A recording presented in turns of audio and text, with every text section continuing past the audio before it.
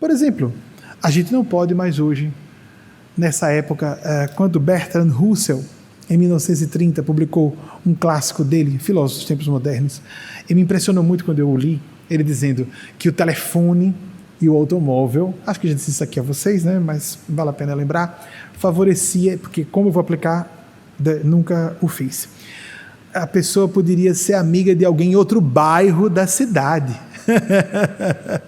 Porque antes a pessoa tinha que trocar a xícarazinha de arroz e farinha com a comadre, que era também a vizinha, virava comadre, virava compadre, os filhos se casavam, né?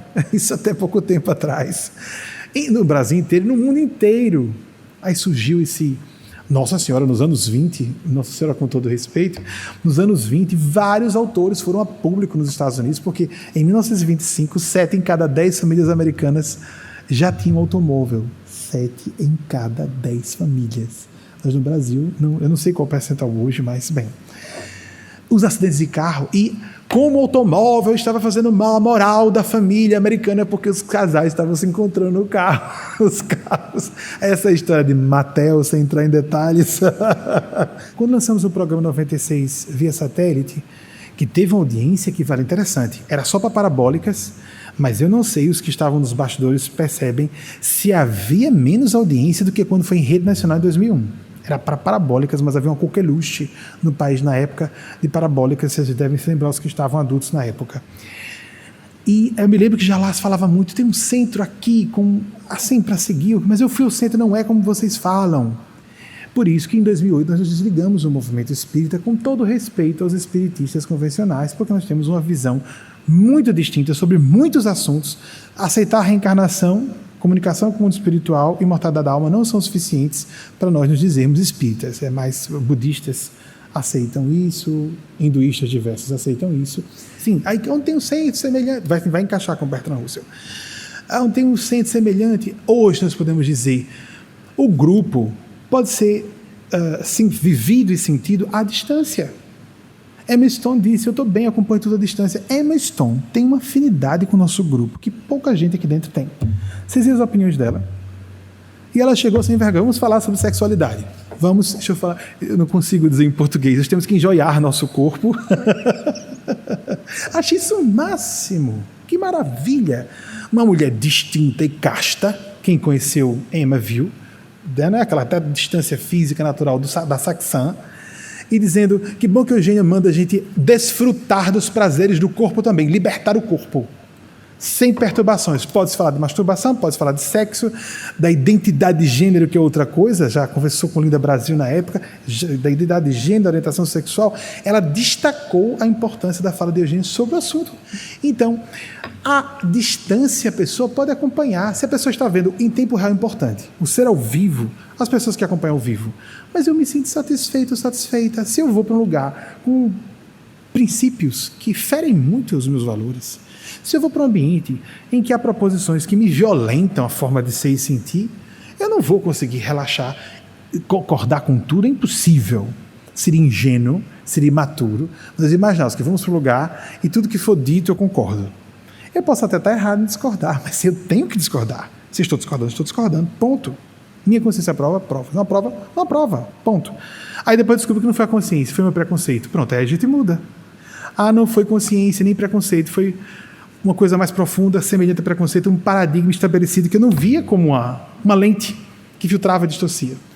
À distância, a pessoa está participando de um grupo, então colocar seu esposo para acompanhar, deixa ele ficar xingando, e você chama outro pedaço, o que for, vai lá que ele é mais aberto que você. A oração à distância, ao vivo, participar de um grupo como esse à distância é gratuito, transmitido pela internet, o Brasil para fora do Brasil, pronto.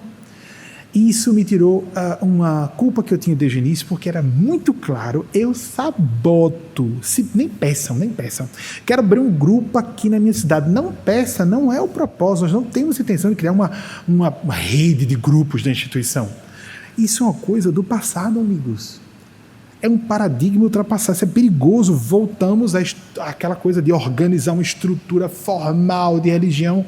Não, isso e quem precisa disso existe. Já existe. Nós estamos fazendo uma proposta nova. Esses 3 grupos que existem, o de Londres, que nem tem reunião mediúnica, o de Bethel e o de Recife, foram casos excepcionais. Nós não pretendemos alastrar, não é uma epidemia.